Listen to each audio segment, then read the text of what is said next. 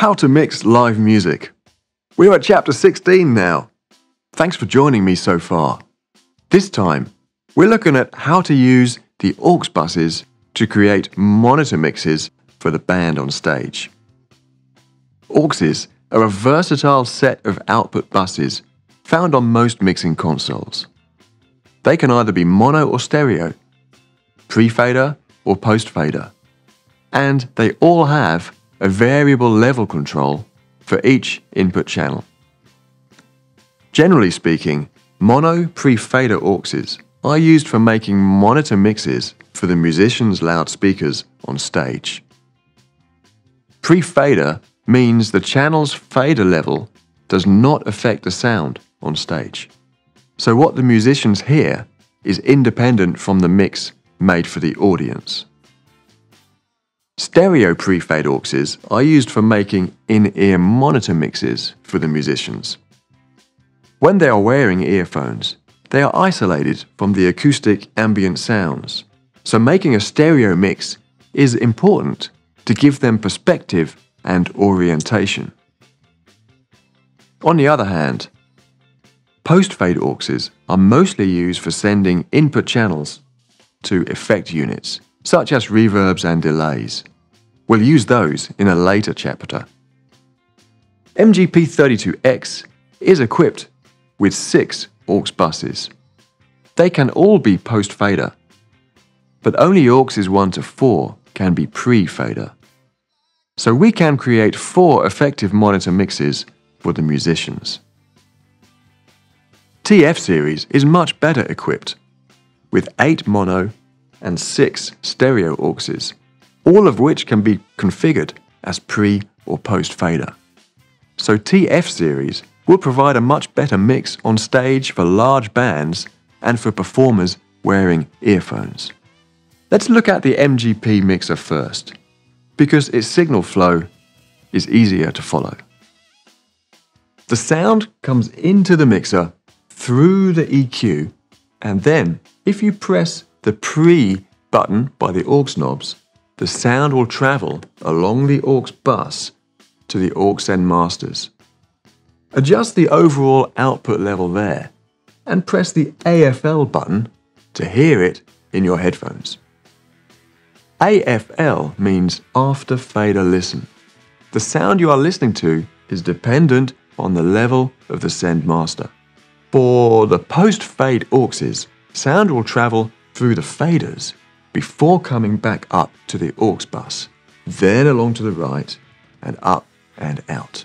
To get started, make sure the main instrument or vocal for each monitor is at a good level. Start with the amps for the monitor speakers turned down low. Then raise the aux master to around 0 dB, which is the 3 o'clock position. Then raise the aux send level from the relevant channel to the 0 dB mark, which is at the 1 o'clock position. For singers, hearing their own voice will be most important. For many keyboard players, they are completely reliant on the aux send because their instruments are not acoustic at all. The singer's microphones and monitor speakers, they're the ones that are most likely to cause feedback at high levels. So begin by adjusting those. With one mic input sending to each aux master, raise the amplifier levels to provide a satisfactory sound for the musicians, and make sure it's not too high to cause feedback. All other levels will need to be adjusted in relation to this.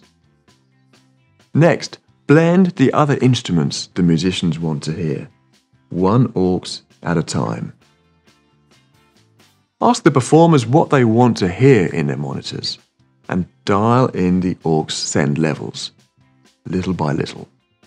Each musician will want to hear a different balance depending on their proximity to each other and to the other acoustic instruments.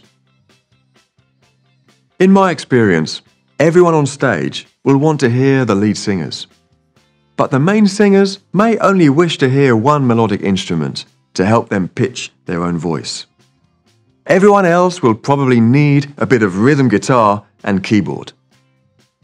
Acoustic drums will not need much reinforcement into the monitors at small venues. Maybe just a bit of hi-hat and snare to help the bass and keyboards keep in time. On larger stages, the kick drum may also need to be reinforced. And if an electric guitar or bass cabinet is used on stage, that could carry enough sound already for most of the performers. Experienced performers will know what they want to hear and will be able to guide your adjustments well. Less experienced players may rely more on your own judgment. So use the AFL switch and headphones to listen to the mix and check if the performer's own sound can be heard clearly enough above the other sounds. At this point, it should be mentioned that in smaller venues, the level of the monitors should be reduced compared to that in larger venues. Otherwise, the sound from the monitors will be heard too much by the audience and will reduce your ability to create a good sound for them. Also, in smaller venues, the performers can rely on hearing more of the sound from the main PA system. So, in smaller venues, it is good to keep the main PA on while setting the aux levels, to judge the blend of sound between stage and audience. Always a balance needs to be found between pleasing the musicians, so they can play confidently, and pleasing the audience, so they get a good quality sound. But remember that a musician who hears a good sound on stage will create a better performance for the audience anyway.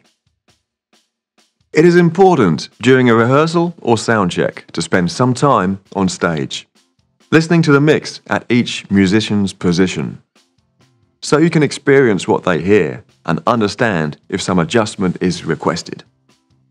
If the performer asks for something to be made louder, it will be safer to not turn anything up, but instead turn everything else down a little to get the same effect. Feedback howl and squeals can be caused between the monitor speakers and the microphones. Be sensitive to it. If it occurs, turn the aux master level down a little and make sure the rear of the mic is facing the speaker. Without an EQ on the aux, there's little else to be done. That's where the TF series has an additional advantage. Every aux master channel has an EQ available to shape the sound on stage and to combat feedback, like we discussed in Chapter 8. It's worth noting that the aux sends are normally always post-EQ, so any EQ adjustment made will affect the sound in the monitors. And it's the same for input gain, so it's best not to adjust these once the musician's sound check is complete. Otherwise, all the performers could be complaining about an imbalance to the sound. However, more experienced performers and musicians in venues with difficult acoustics will be asking for different EQ adjustment in their monitors than which is ideal for the audience. That's why many larger venues have a completely separate mixing console for stage monitors with a dedicated sound engineer. It's the way to keep the sound shape and balance completely separate between stage and audience. If you are using just one mixer for both purposes, like many smaller venues do, then hopefully the advice I've given you in the previous sessions will allow you to find a suitable EQ setting to suit everyone. Just remember, an EQ cut is more effective than a boost. Now let's see how to adjust aux sends with the TF mixers. They have a great feature called Sends on Fader. Press the aux key you want to view and all the faders move to show the send levels from the input channels and the aux master level on the red fader on the right. All the sends are pre-fader by default, but can be changed on the screen in the Sends To and Sends From windows. It's a fast and highly visual way to manage your aux mixes. And It allows for finer level adjustments. Later in this series, we're going to refine our mix with compressors and effects.